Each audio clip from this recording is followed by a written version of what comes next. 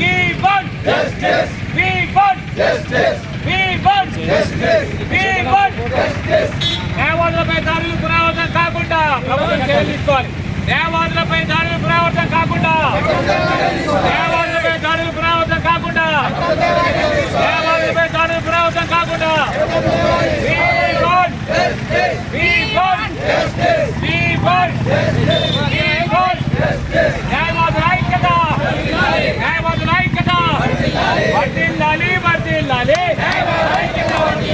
నశించాలి నశించాలి వర్ధిల్లాలి వర్ధిల్లాలి నశించాలి నశించాలి నశించాలి నశించాలి వర్ధిల్లాలి వర్ధిల్లాలి న్యాయవాదుల ఐక్యత న్యాయవాదుల ఐక్యత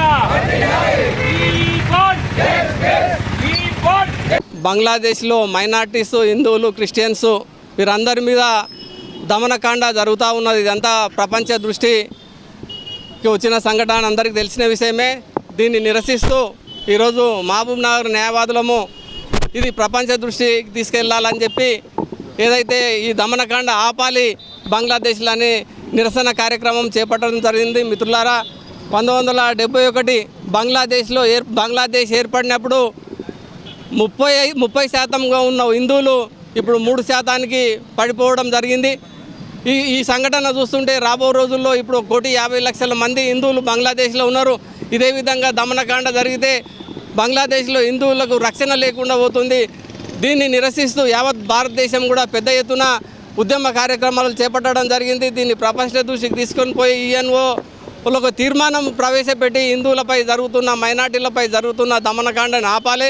అదేవిధంగా ఏదైతే పాలస్తీనాలో జరిగిన సంఘటనని వ్యతిరేకించిన దాని మీద కామెంట్లు పెట్టిన మేధావులు కోహనా లౌకికవాదులు ఈరోజు బంగ్లాదేశ్లో జరుగుతున్న హిందువులపై జరుగుతున్న దమనకాండ గురించి ప్రస్తావించకపోవడం, వాటి గురించి మాట్లాడకపోవడం శోచనీయం.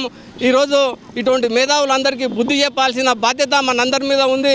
న్యాయవాదులుగా ఈ సంఘటనని ప్రపంచ దృష్టికి తీసుకొని వెళ్ళి బంగ్లాదేశ్లో జరుగుతున్న దమనకాండని ఆపాల్సిన బాధ్యత మనందరి మీద ఉంది. యావత్ సమాజం దృష్టిలో తీసుకుపోయి భారతదేశంలో ఉన్న హిందువులు, ప్రపంచంలో ఉన్న హిందువులందరినీ కూడా ఏకతాటిగా తీసుకురావాల్సిన బాధ్యత మనందరి మీద ఉంది.